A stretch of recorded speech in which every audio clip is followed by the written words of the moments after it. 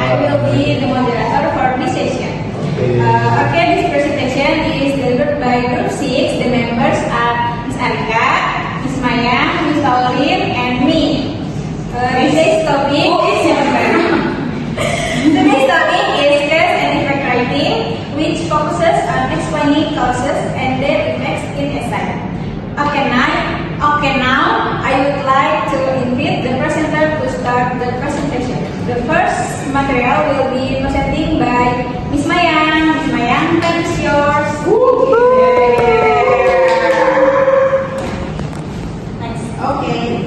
So the first one is, what is cause and effect?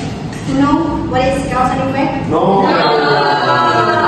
Okay. Cause and effect is the cause and effect explores the reason, causes, and the outcome effects of a particular event or phenomenon. This is a how students develop critical thinking and analytical skills as they evaluate the relation between causes and effects. Jadi, cause and effect itu adalah sebab akibat ya. Jadi informasi dalamnya menjelaskan alasan terjadinya sesuatu atau cause dan menjelaskan hasil dari sesuatu tersebut atau dampak dari peristiwa tersebut yang mana disebut sebagai efek. Nah, fungsi saya ini adalah untuk membantu mahasiswa mengembangkan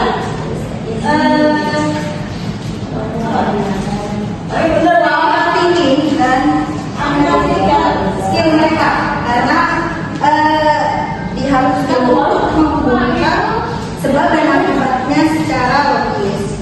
Next slide. Nah, cause and effect bagusnya adalah untuk pada membahas tentang cara memilih cause and effect sendiri atau sebab akibat. Jadi ini tujuannya adalah yang pertama untuk memahami hubungan antara dua atau lebih peristiwa. Dan yang kedua itu menganalisis penyebab dan akibat dari suatu peristiwa atau fenomena. Dan yang ketiga adalah untuk menyusun esai yang logis, koheren atau yang memiliki alur yang jelas dan utuh serta terstruktur. Dan yang terakhir dapat menggunakan kata transisi yang tepat dalam penulisan.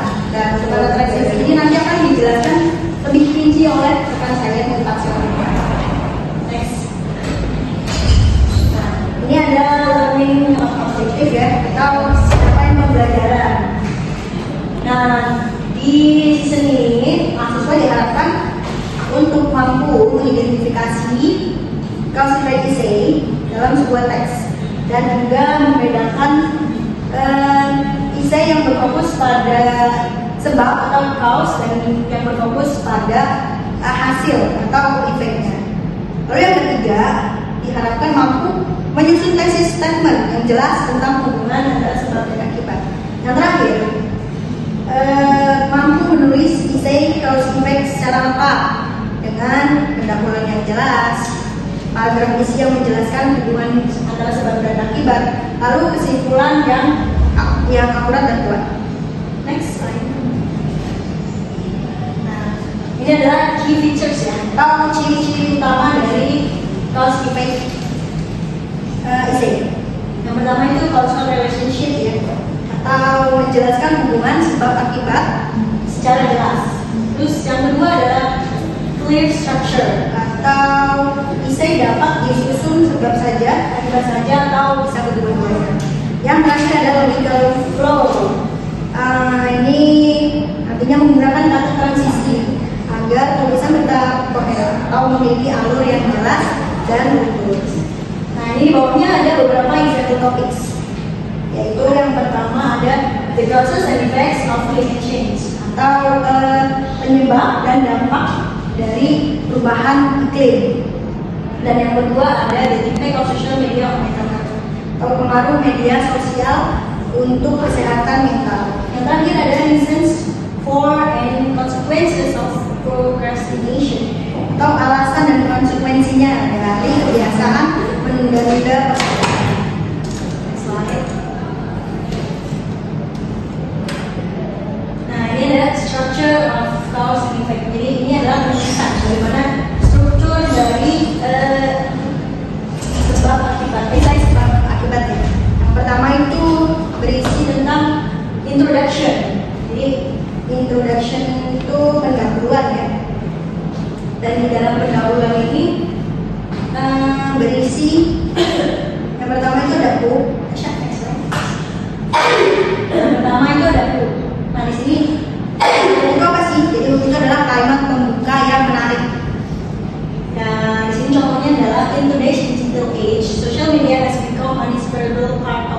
life.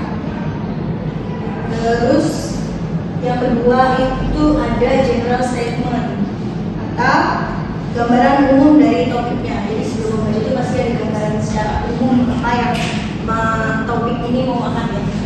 Dan di sini contohnya ada why it connects people across the globe, it affects on mental health and spark widespread debate. Dan yang terakhir itu ada thesis statement. Jadi, thesis statement itu apa? Thesis statement itu pernyataan utama tentang hubungan antara sebab dan akibat. Contohnya adalah this essay examines how excessive use of social media contributes to anxiety and depression, while also highlighting potential for Muslim community and support. Nah, itu dia tadi bagian dari introduction, ada hook, general statement, dan thesis statement. Next slide, share. Nah, ini ada structure. Selanjutnya ada dua body paragraph yang akan dijelaskan oleh rekan saya, Miss Pauline. Oh, Pauline kan saja tiga-tiganya. Baik, materi selanjutnya akan dijelaskan oleh saya. Ada combination of causes and effects. Discuss both the causes and effects in a balanced way. Example-nya, the rise of social media has led to a significant increase in screen time among teenagers. Itu adalah dan resulting in decreased physical activity and a rise in obesity rates. Jadi bagian ini maksudnya adalah menggabungkan penyebab dan akibat dalam satu pembahasan yang seimbang. Jadi bukan cuma bahas penyebabnya aja, tapi kita juga bahas dua-duanya biar saling nyambung. Kesimpulannya, si penulis menjelaskan apa penyebabnya, terus langsung diikuti sama si akibatnya. Semua ditulis dalam satu paragraf yang lengkap dan logis.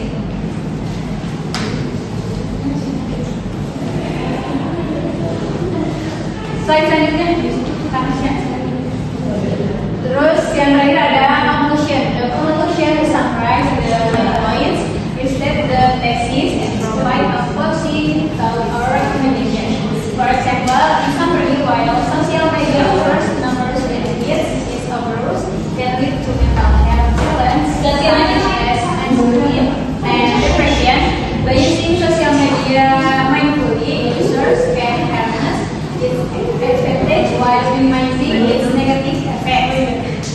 Jadi conclusion ini adalah penutupan esai. Fungsinya ada tiga. Yang pertama dia itu merangkum poin-poin utama.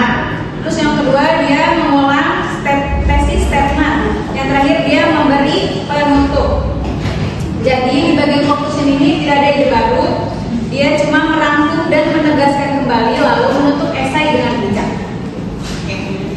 Slide selanjutnya akan dijelaskan oleh Natasha. Oke, di sini saya akan menjelaskan yaitu tentang using transition signal. Definition transition signal yaitu adalah suatu kalimat atau frasa yang saling menghubungkan. Dan fungsinya itu apa sih fungsinya itu? The make writing clear, logical, and well organized. Jadi lebih ke struktur. Dan di sini ada yang namanya types, and example. Yang pertama ada namanya addition. Addition itu penambahan dalam suatu kalimat. Example-nya itu ada apa aja sih? Ada and, ada moreover, ada furthermore. Contohnya di dalam kalimat transitional ini ada I like English, kita pakainya yang and. I like English and I like wording. Apa sih maksudnya I like English and I like wording? Jadi satu kalimat yang I like English itu harus kebersamaan dan di kalimat kedua. Jadi dia harus satu arah seperti itu. Dan kedua ada yang namanya contrast. Contrast itu apa sih di dalam kalimat transition signal ini? Yaitu kalimat yang berlawanan. Example-nya, contohnya adalah but or however. Contoh di kalimat di transition ini ada she is tired, but she keeps studying. Okay, the next transition signal are important. ketiga yaitu ada cause and effect. Di kalimat transition signal ini juga ada sebab dan akibat dalam penulisan kalimat, yaitu contohnya ada because, so, therefore. Contoh di kalimat cause and effect ini, he was late, so he visits the class. Kita pakainya yang so. Oke, di sini kita ada kalimat example. Oke, the next kalimat using attention. For example, contoh kalimat dari example yaitu ada for example such as. Contohnya itu kita bisa menggunakan some verb such as apple or girl. Oke, yang kelima yaitu ada conclusion.